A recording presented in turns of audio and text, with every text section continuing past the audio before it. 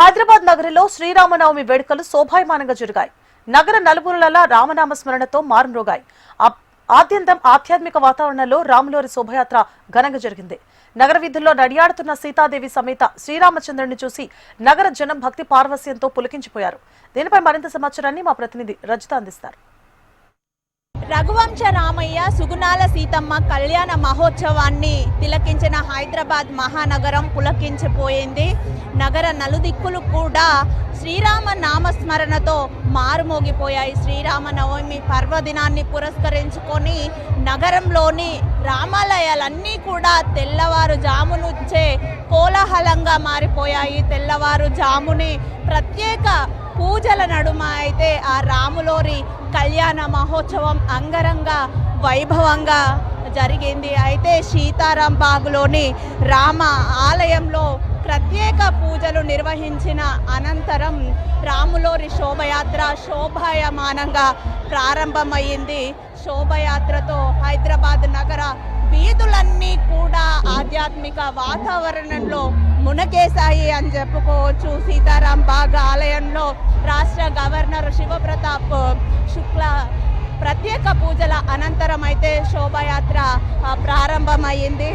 అయితే సీతారాం బాగ్ నుండి Boiguda Kaman, Mangalhat police station, Jali Hanuman, Dhoolpet, Purana Pul, Gandhi విగ్రహం, Jummerat Bazar, Chudi Bazar, Begum Bazar Chatri, Bartar Bazar, SA Bazar, Shankarsher hotel, Gowliguda Kaman, Ram Mandir Kaman, Putli Bowli X road, Andhra bank X road, DMHS X road, Sultan Bazar X road, Royal Plaza వరకు కూడా శోభయాత్ర కొనసాగింది.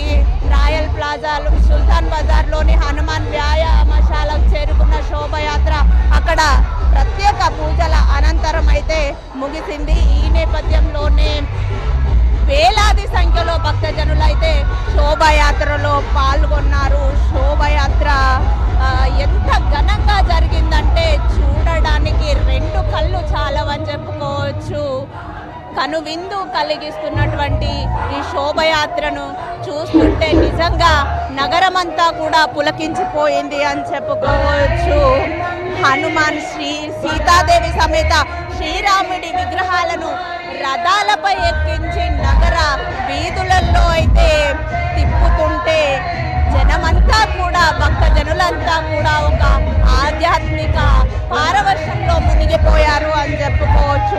డోలు, తాషా, బాజాలు వాయించుకుంటూ యువత నృత్యాలు చేసుకుంటూ అక్కడ ప్రదర్శనలు చేసుకుంటూ ఎంతో ఘనంగా అయితే శోభయాత్రను నిర్వహించారు.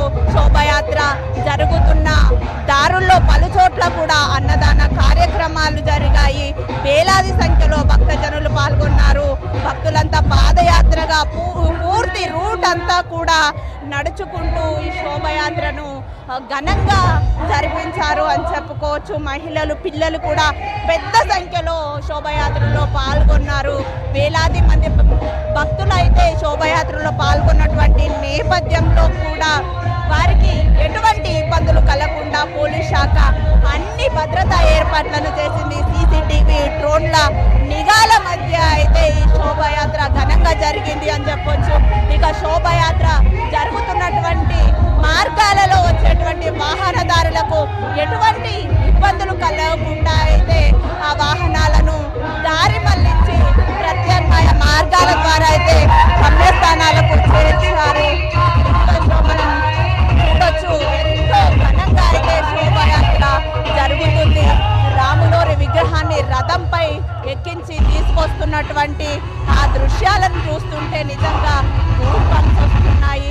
అంత సుందర మనోహరమైనటువంటి రాములోరి రూపాన్ని చూస్తూ అయితే భక్తజనులంతా పులకించిపోతున్నారు. వయసుతో తేడా లేకుండా పిల్లల నుండి పెద్దల వరకు కూడా ప్రతి ఒక్కరూ ఈ శోభయాత్రలో పెద్ద ఎత్తున పాల్గొన్నారు. ఎక్కడ చూసినా కూడా రామనామ స్మరణతో అన్నీ కూడా మారుమోగిపోయాయి అని చెప్పొచ్చు. ఇక్కడ మనతో పాటు కొంతమంది మహిళలు ఉన్నారు, మాట్లాడించే ప్రయత్నం చేద్దాం.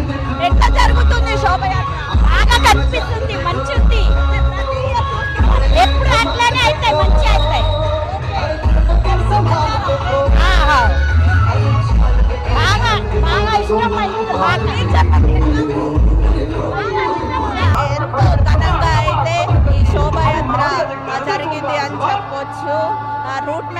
కూడా పకడ్బందీగా ప్లాన్ చేశారు పోలీసు అధికారులు. ఎక్కడ ఎటువంటి అవాంఛనీయ సంఘటనలు జరగకుండా, ఎవరికి ఇబ్బందులు కలగకుండా ప్రశాంతంగా కూడా ఈ శోభయాత్ర చేసే విధంగా అన్ని ఏర్పాట్లు చేశారు. మధ్యాహ్నం 2 గంటలకు ప్రారంభం